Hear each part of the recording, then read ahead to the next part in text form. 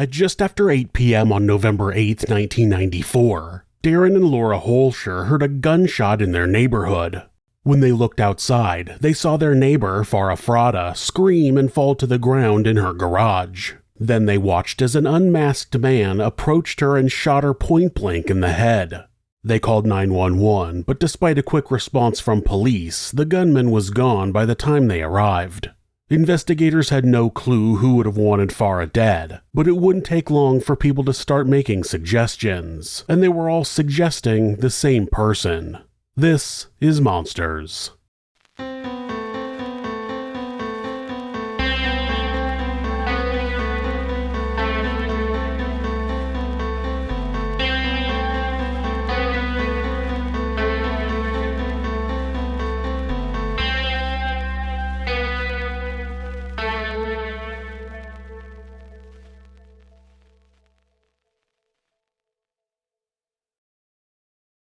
Moving to another country was not easy for Farrah Backer. She'd lived most of her childhood in the same neighborhood and had known all of her friends and even her fiancé since she was young.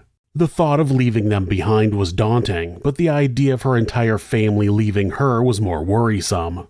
At 19, she had the option to stay in London with her grandmother, but her father talked her into giving the United States a try. Her father, Lex, was a businessman who wanted to move to America to see if it was easier to run his business there than in London, which was becoming less affordable with each passing year. Lex had family in Ohio, but his wife, Betty, said Ohio was too cold. Lex loved old Western movies and horses, so he decided to move to Texas. He liked the idea of living out the American dream and wanted his family to try the experience as well. The family settled a bit outside of Houston in a town called Humble, and Farrah started looking for jobs. She wanted to be a travel agent and managed to find a job that could put her on the path to that career. She started working as a ticket agent at the Houston airport, and once she got used to the fast-paced environment, she liked it quite a bit. She also found someone that she liked quite a bit. Another ticket agent named Farrah Fratta showed her the ropes at work, and the two became friendly right away. Before leaving London, or perhaps during the very sparse visits that Farrah and her fiancé had during this time, it's likely that they discussed the possibility that long distance would not work out for them. When Farrah became serious with Farrah Fratta and started dating him, she sent a letter to her fiancé to let him know, and he responded back that he was already seeing someone else as well. She mailed back her ring and the two left it open-ended, that perhaps fate would bring them back together someday, but being an ocean apart was not working for them in the present. Farrah Fratta was known for being a charmer and even a bit of a ladies' man around the airport where the two worked. He was handsome and obsessive about bodybuilding, and he'd had flings with a few other women who worked at the airport, but he seemed ready to settle down with Farrah. Some of the other girls who dated him tried to hint to Farrah that he might not be right for her, but she thought they were just jealous. Over the next 2 years, their romance blossomed, and Farrah adjusted to life in America. When Robert decided he wanted to pop the question, he let Farrah know first, then said he would need to formally ask Lex for his blessing as he knew her father was old-fashioned. Robert arranged a formal meeting with Lex to ask for Farrah's hand, and Lex let him know, quote, "You know she's my only girl, and she's very precious to me. She's my baby. She's grown up, but she's still my baby to me." Robert assured him that they were deeply in love and that he wanted nothing but the best for her. They got married in May of 1983 at a Catholic church in Humble, and the wedding was uneventful in the best way. Everything went according to plan, and everyone seemed enthusiastic about their future. The Frattas hit ups and downs in those first few years of marriage like any couple. Robert struggled to find a new job after accepting a layoff payout from the airline. He tried to go into business with Lex, but didn't have the motivation to work for himself. Eventually, he found his calling in public safety, working first as a firefighter, then moving into police work in nearby Missouri City, Texas. The couple had their first son, Bradley, in December of 1986. 2 years later, another boy, Daniel, was born in the summer of 1988. To the outside world, their marriage seemed happy, but Farrah's family noticed that during her pregnancies, she would often become depressed and withdrawn. Her parents tried to probe a bit to find out if something was wrong, but Farrah never wanted to talk about it. A few months after Daniel was born, Farrah broke the news to her family that she and Robert were separating, but she would not talk about why. That only lasted a month though, and the two got back together, and soon after, Farrah revealed to her family that she was pregnant once again. Lex tried to talk to her about whether another baby was really what she and Robert needed, but Farrah did not want to discuss the problems they were having. After a bit of prying though, she did confess that she thought having another baby might have been a mistake. Lex tried talking to Robert, who insisted that Farrah was the one causing all the problems. He said she was unhappy without any reason to be. In May of 1990, Amber Nicole was born, the Fratta's third child. They were living together again, and Farrah seemed determined to try and make things work. For the next 2 years, they all lived together as the children learned to walk and talk, and little Bradley even started school. It was clear to Farrah's parents that she was having emotional ups and downs, but she seemed determined to keep the family together. By early 1992, Farrah and Robert were fighting so often that they were once again talking about divorce. Robert moved out and got an apartment closer to his work. Once again, Lex pressed Robert to tell him what was wrong, and Robert said nothing was wrong on his end, it was all Farrah. Lex confronted his daughter and she said, quote, "I cannot live with this man. I don't want to discuss all the whys, but I simply cannot live with this man. I must get away from him.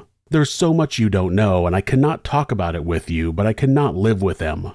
Farrah filed for divorce on March 12, 1992.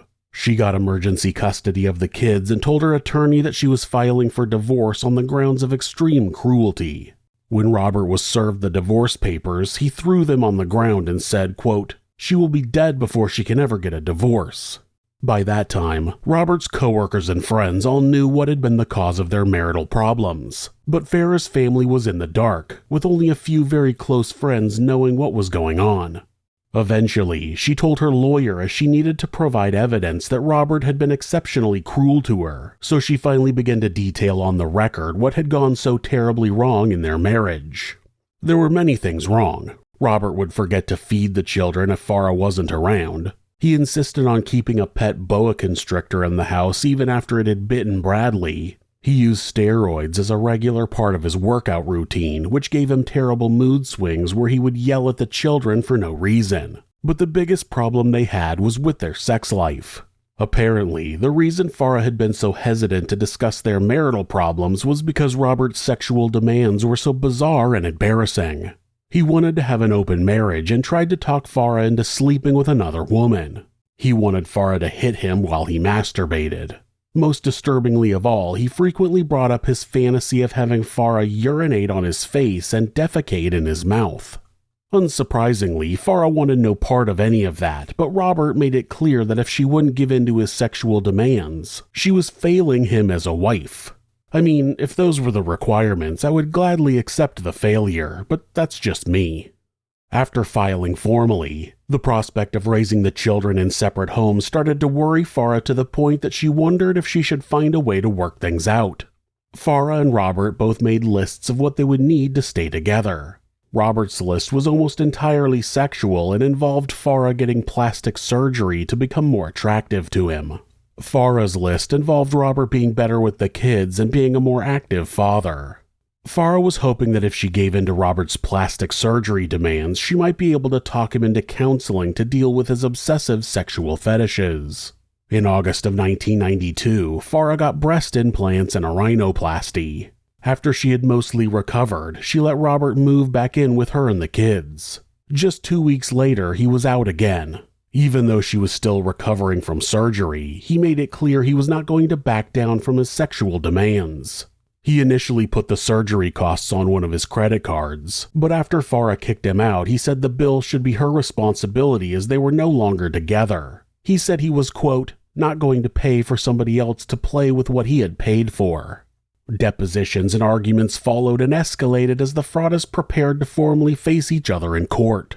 Farrah admitted all of her grievances during that time, even the most personal ones about Robert's strange fetishes and his occasional sexual abuse, coercing her into acts she was not comfortable with.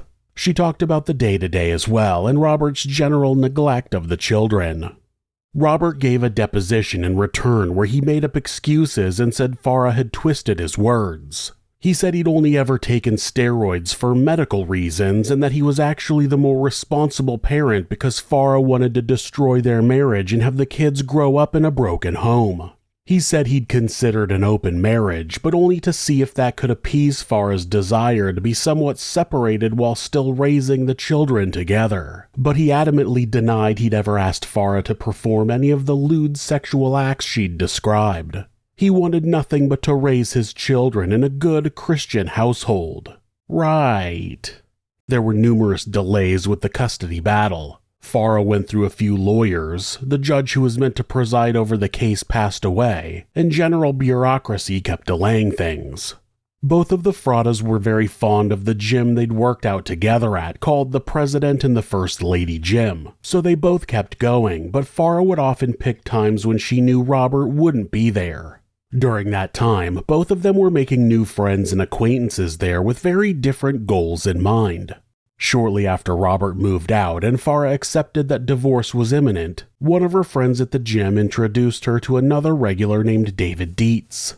Farrah was still recovering physically from her surgery, and emotional recovery from her marriage would likely not even begin until the divorce was over, but David interested her right away. The two began a very slow romance. When Farrah felt safe introducing her children to David, they immediately liked him, and he was fond of them as well.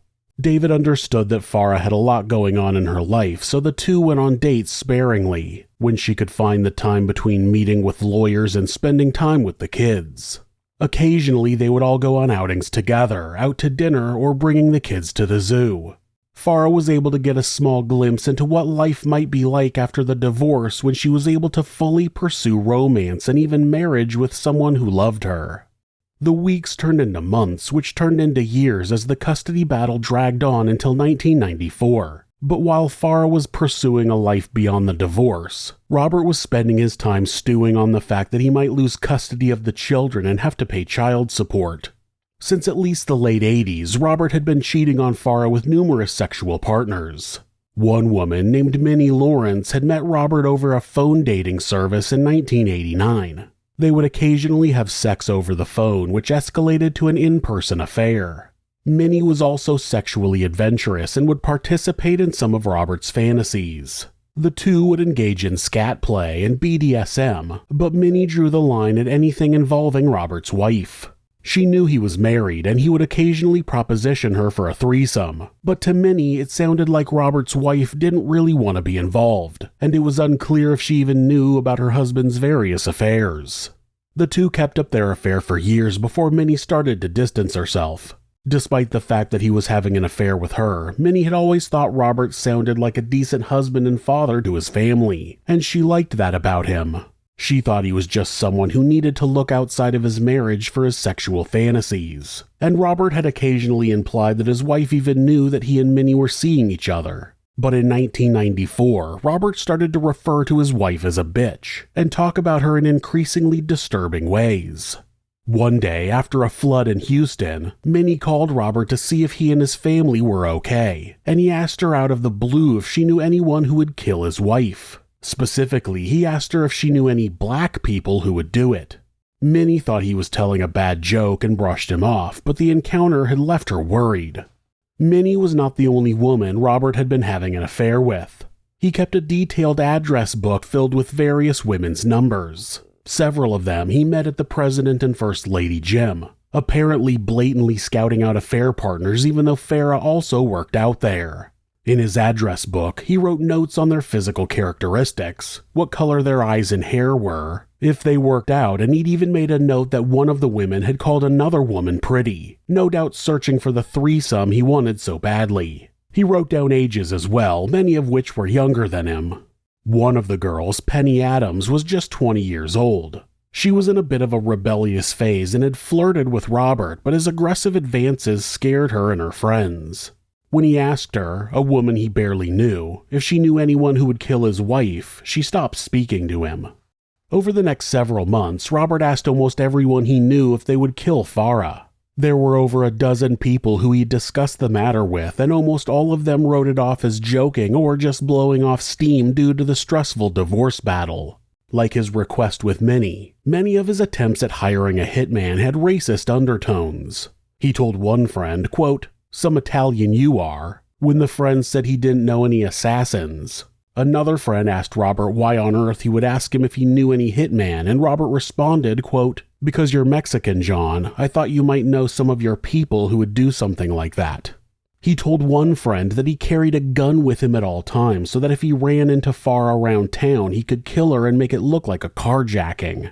One acquaintance made the mistake of complaining to Robert about his wife, so Robert proposed to him that they could kill each other's wives, all as strangers on a train. It got to the point where he told so many people he was going to kill her that he started telling people he was doing it intentionally so there would be too many leads for police to follow if she died. Except that what he was doing would only leave them with one lead: him. One of Robert's friends, James Podorski, realized Robert was serious when he started telling him the exact amount of money he was offering, and that it would come from an offshore account. James said he believed Robert was seriously looking into killing Farrah, but that he didn't go to the police because he thought no one would take him up on his offer. An interview of Robert's coworkers revealed he'd largely stayed away from asking his fellow police officers if they would kill his wife, though one coworker did remark that Robert, quote, "tells everybody about wanting to have a woman shit on him." Though he controlled himself more at work, he did still tell two of his coworkers that he'd thought about killing Farrah, and that, surely as a police officer, he wouldn't get more than 5 years. Neither of these men did anything about Robert's threats and thought he was joking. Robert would eventually talk someone into scaring Farrah for him. One of his friends from the gym, a man named Joe Pricedash, had experience with breaking and entering and had a history of violence on his rap sheet as well. He'd once been charged with attempting to kill his brother-in-law, but the charges were dropped. It was the early morning hours of June 28, 1994, when the plan was carried out. Sometime between 3 and 4 a.m., Farrah woke up to find Joe wearing a ski mask walking into her bedroom. Daniel was asleep in the bed with her and woke up alongside her when she screamed. Joe told her that he'd come to talk to her about Bob. Bradley and Amber Nicole heard the commotion and ran into the room, and Farrah told the masked man, quote, "Whatever you were going to do, don't do it in front of my children, please." Joe shut the children out of the bedroom. He was drunk and had brought a flask of something with him, as well as a stun gun. He tortured Farrah with the stun gun, shocking her, but didn't say anything else aside from that he was there on Robert's behalf. He then left and took her cell phone so she couldn't call 911. Farrah had another phone in the house and police got to the scene quickly. They found that the intruder had broken in by drilling a hole in a window and unlocking the back door. Farrah had her own suspicions as she thought she'd recognized the voice of the man who attacked her. Joe had been Robert's friend for several years by that point, and Farrah had met him several times, but he'd been in disguise so she couldn't be sure. After that, the investigation stalled. Farrah took the kids and moved back in with her parents while they installed a new security system, and she took some time to recover from the attack. Robert was later questioned about the incident. What happened? Well, I never really got the straight story. According to my children, somebody came in the house, bypassing the alarm system and everything else, did nothing, but, according to Farrah, what she told detectives was that he said that he was there to, quote, this is what they said to me, have my ass in a sling. Yet, I'm listed in the phone book, I'm easy to get to, so I don't know. But anyhow, I never did understand that one. I thought that was a stunt that she was pulling. He claimed that someone must have done it just to mess with him. Of course, Farrah is attacked and Robert makes himself the victim. The custody hearing was slowly moving along with delays in preparation, and finally, a trial date was set for November 28, 1994. As the hearing approached, Robert thought he might have finally found the right person for the job in Joe. Joe was friends with a man named Howard Guidry, who had a less extensive criminal background than Joe, but made it clear he was looking to expand his criminal skills. He hardly knew Joe, but he had made sure to drop hints that he would do anything for money. He wanted to get a nest egg saved up so he could start dealing cocaine. Together, the two men began to discuss working together to kill Farrah. Robert didn't speak to Howard directly but gave Joe extensive notes on Farrah's schedule and day-to-day activities. Joe and Howard would later tell different stories about what their planning process was for the murder. According to Howard, Joe and Robert considered having Joe rape Farrah before killing her to make it look like the motive had been a sexual assault. Joe had no qualms about the assault and told Howard he found Farrah attractive and would gladly rape her, but evidently he decided he didn't want to be the one to kill her in case things went wrong and the plan was abandoned. Joe, of course, denied that later. Howard claimed he was only supposed to be the getaway driver and that the other men changed the plan on him last minute. Nevertheless, he eventually agreed to be the one to do the killing. Eventually, Robert decided the easiest way to kill Farrah would be while the children were at Sunday school. On nights when they went to Sunday school, Robert was allowed to keep them past 8 o'clock, which was normally the scheduled handoff time, but Farrah always made sure she was home by 8 anyway in case the kids had to leave church early. The men set the date for November 8th, and Robert gave Joe a gun, ironically one he'd bought 10 years prior to keep around the house to protect his family in case of a home invasion. In addition to Howard, Joe's girlfriend also knew about the plot to kill Farrah. Mary Gipp had only been dating Joe for a matter of months, but she thought she was in love with him. Joe was struggling financially, so she'd bought him a pager and he stayed at her place frequently. Like anyone who knew Robert Fratta casually, Mary knew he'd been asking around town to try to find someone to kill his wife, and they kept her updated as the plan escalated. Joe didn't try to hide the fact that he and Howard were going to kill Farrah together because they needed her help. The plan involved using the pager Mary had gotten for Joe, and Mary being Joe's alibi. Mary was upset about the whole thing but didn't call the police. On the day the murder was scheduled to take place, she left work early and sat at home. She thought about calling Farrah but couldn't remember what her last name was. Howard came to the apartment and Joe joined him, and as the two drove off, she felt guilty but still did nothing. Normally, Robert would just drop off the children and leave them at Sunday school, but he stayed the whole service on that occasion. Robert's pager was going off frequently and he used the church phone at least 5 times that night. He meant to give himself a reliable alibi, but all he managed to do was draw suspicion as that was one of the only times he'd ever stayed for a church service and he kept getting up to use the phone. While Robert was at church, Joe drove Howard close to the Fratta family home. He gave him the gun and pager and posted up at a payphone outside a nearby grocery store. There was a large playhouse in the backyard and Howard hopped the fence and went to hide inside until Farrah got home. At approximately 8 p.m., Farrah arrived home as per usual. Their neighbors across the street, Darren and Laura Holscher, would become the unfortunate witnesses to what was about to unfold. They heard a gunshot and looked out the window in time to see Farrah scream and fall to the ground inside her garage. Howard wasn't sure he'd killed her, so he stepped closer and shot her once again in the head. The family across the street had yet to draw their blinds and realized that the gunman might have seen them watching, so they killed the lights in their house and called 911. The Holschers saw Howard get into a silver car with one headlight and were able to later identify him as he hadn't worn a mask. After the car fled, Darren ran to Farrah to see if he could help. Farrah was still breathing, but had already lost a considerable amount of blood. He knew Farrah was religious, and he made the sign of the cross to give her her last rites. The EMTs arrived quickly and initially thought there might be hope after they stabilized her because they only saw one gunshot wound that had grazed her skull. She was airlifted to the hospital but pronounced dead shortly after, as there was a second much deeper wound that the EMTs had missed as it was concealed by blood and hair. Robert arrived with the kids shortly after and everyone told him what had happened. He called the hospital and the worker who took his call was immediately shocked at Robert's lack of surprise or emotion. They later said that he sounded annoyed at the whole thing and impatient. He didn't seem worried at all, he just wanted to get an answer as quickly as possible about if Farrah was dead yet. After he arrived at the scene, Robert tried to leave, saying he wanted the kids to be able to say their goodbyes to Farrah in the hospital. Police also noted his lack of surprise or concern and wouldn't let him leave. They searched his car where they found just over $1,000 in cash and a gun. That was the other gun that he'd purchased to carry around with him in case he decided to kill Farrah and make it look like a carjacking. Lex and Betty got to the scene soon after Robert and the kids. David had been trying to call Farrah because he knew she usually got home right at 8 p.m. He was calling every few minutes to see what was going on. After the backers arrived, Lex finally picked up Farrah's phone and tearfully told him Farrah was being taken to the hospital.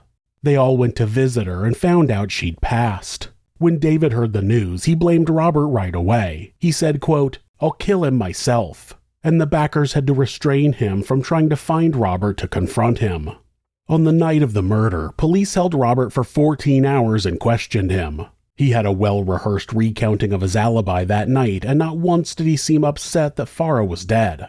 He mentioned several times that he was also a police officer, and in general, he was unemotional and smug about the whole thing. He actually spent a lot of time planting the seeds that someone was actually trying to set him up. What reason would somebody have to come in your house like that? Either, first of all, I've got nothing to steal. But like I said, the only ththings I'm missing, all right, that bottle of wine the one time when somebody came in when my buddy was there, the tapes, my diary, which my diary was strictly for the divorce. It was strictly divorce diary. I don't keep diaries. And the check, like I said, that was just a random check that made out to me. So I have no idea. No TVs taken, no VCRs taken. Was the check ever cashed? No, it was a bad check. Did you ever file a report? No, I just found all this out relatively recently. And that's why I told my attorney. And to me, I didn't know how I was going to prove this because at first I just thought I misplaced everything. And it wasn't until last week that I happened to notice my garage door. I still don't understand why somebody would come in your house. You and me both. That's what I'm saying. I don't know.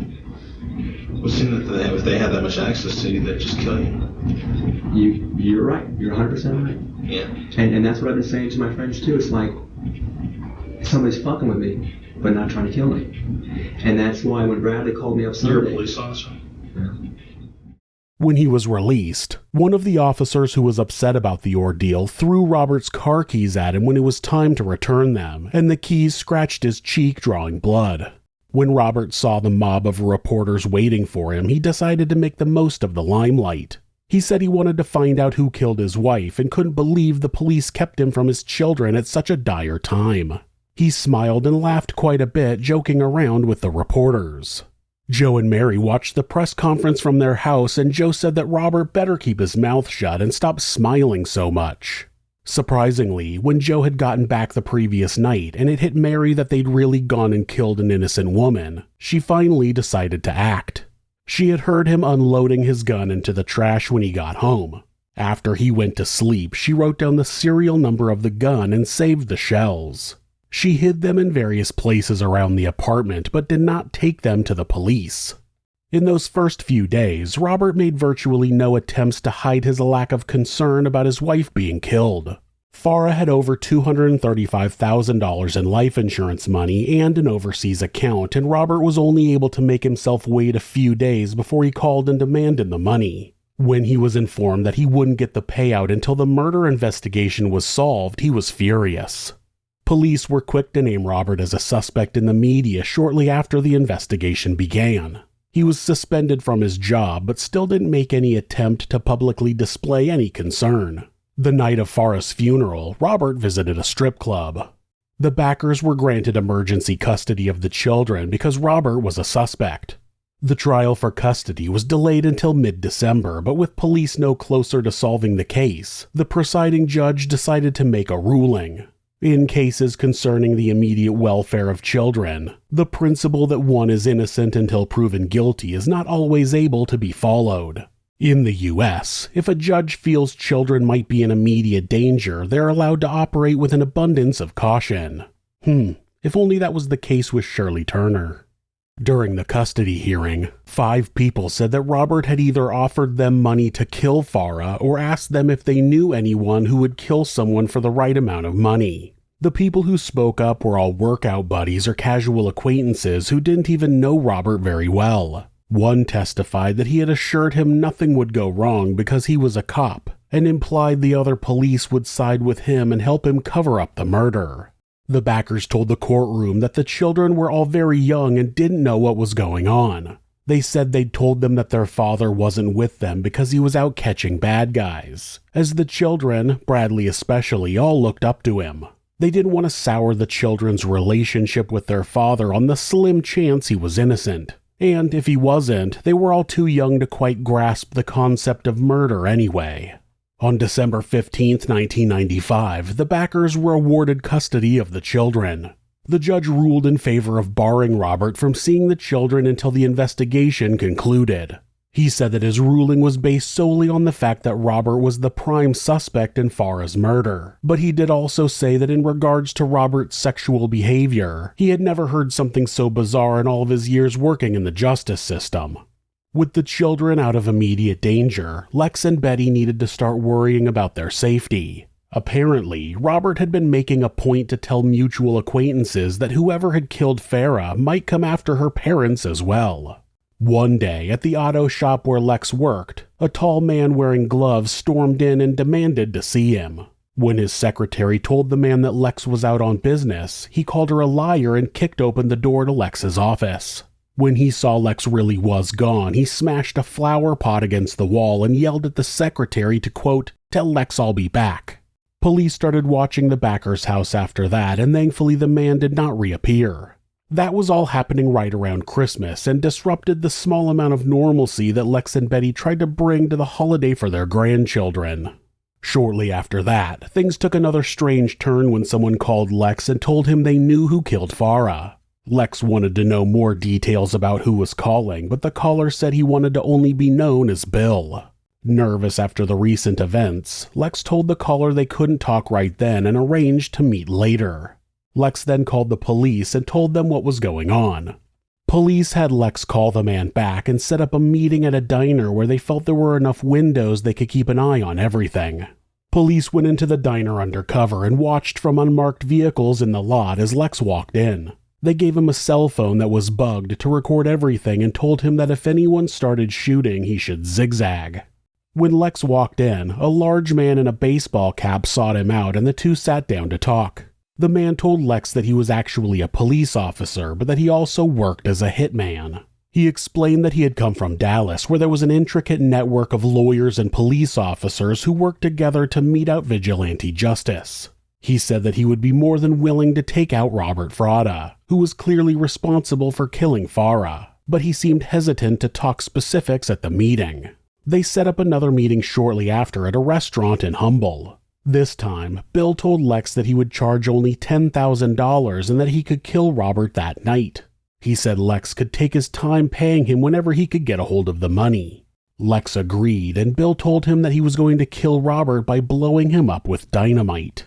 Police stormed his car when he walked out of the restaurant and found that he had both a gun and dynamite in his vehicle. His real name was William Edward Planter, and he went to jail for attempted murder. He was in fact a retired police chief, but any connection to some elaborate network of hitmen was never uncovered. When Robert's lawyers were informed about the scandal, they were shocked that police knew there was a hitman gunning for Robert, but they didn't warn him. As far as Robert's accomplices go, police suspected Joe Pricedash of being involved right away. They knew Farrah had suspected he'd been the man to break into her house, and he matched the description of the getaway driver at the scene of her murder. But investigators hit a wall in questioning him. He simply would not budge. They decided to focus on Mary, as the phone calls that Robert made to Joe that night were going to the pager that was technically under her name. Apparently, after Mary hid the shells, she would get paranoid and move the evidence around, hiding it in a potted plant or in various drawers. Eventually, she decided to keep the shells on her person. One day, while she and Joe were in the mall together, she realized she had the shells on her and she panicked and dumped them in the trash. She kept the serial number, though. Mary began to slowly talk to the police, only revealing a bit of information at a time and trying to find out what a deal would be like for being a cooperating witness. March 1st saw another interesting development when Howard Guidry tried to rob a bank. He and a few accomplices succeeded, using the same gun he'd killed Farrah with. Apparently, he and Joe had shuffled the gun back and forth between them, urging the other to get rid of it, but they never did. Howard and his accomplices didn't get far from the bank before they were arrested. Days later, Mary Gipp confessed fully to what she knew about the murder and that Howard had been the triggerman. Howard initially tried to claim he'd only been the getaway driver, but shortly after confessed his true role in the murder. With Howard in custody and Mary ready to testify, police were able to put more pressure on Joe. Joe first arranged to speak to an investigator while out on a walk to ask him hypothetically what would happen if he confessed. The officer told him that nothing could be guaranteed. Joe knew that with Mary and Howard already being in jail, he was likely done for and decided to cooperate shortly after. Howard and Joe both blamed the other one for escalating things. Howard claimed he only agreed to be the getaway driver and they made him the gunman at the last minute. Joe claimed that Howard was willing to kill Farrah right away and that, quote, he needed to make some money and he didn't care what he did. Both men claimed to be very broken up about the whole thing. Sure. Robert was arrested on April 21, 1995. Police had to wrestle him to the ground as his mother was home and he said he didn't want to be handcuffed in front of her. The media had gotten wind of his arrest and as they brought him into the station, he told reporters, quote, I didn't do it. I'm praying for justice. The trial was swift and straightforward. Robert was to be tried first as his guilt would be needed to build cases for his accomplices. The public listened in horror as numerous witnesses all confessed they'd heard of Robert's plan to kill his wife for months before the actual slaying. Minnie Lawrence testified firsthand about Robert's sexual perversions. She had been the first person to call the police and implicate Robert when she saw the news about Farrah. The jury easily found him guilty. On April 23, 1996, Robert Fratta was sentenced to death. Robert did not show any emotion when his death sentence was read out loud. Lex told the press after the sentence was handed down that it was what he was hoping for. He said, quote, there can be no punishment in this world severe enough that can justify the everlasting grief, pain, and suffering he has brought upon his 3 minor children. Howard and Joe were both sentenced to death in their subsequent trials, though their sentence has yet to be carried out as of 2023. Robert's lawyers tried numerous appeals over the years to reduce his sentence. They argued that the execution drugs were expired, and that argument was thrown out. They argued that the prosecution hypnotized a witness and made her statement unreliable. They argued the ballistics weren't accurate or that the jury was not impartial. Robert's conviction was actually later overturned because a judge said that the way his co-conspirator stories had been admitted into evidence did not follow the proper legal procedures. That same judge also wrote that Robert was, quote, egotistical, misogynistic, and vile. A retrial in 2009 saw the death sentence upheld, however. Lex and Betty put their lives on hold to raise their grandchildren. Immediately following the trial, Bradley was told enough to learn in simple terms that his father had been responsible for the death of his mother, and the others would learn the truth as they grew up. Lex and Betty once again went to parent-teacher conferences and soccer games. They went to band concerts and read report cards and did all of those things they'd once done for Farrah. They became parents again, and though they hadn't expected to do so at their age, they raised the children in a loving home.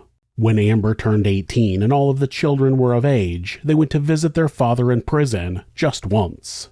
They asked him why he killed their mother. He refused to answer them, and they never went to see him again. On January 10, 2023, Robert Fratta was executed. He was pronounced dead at 7:49 p.m., nearly 3 decades after he'd had Farrah Fratta killed. He lived as a monster, and he died as a monster.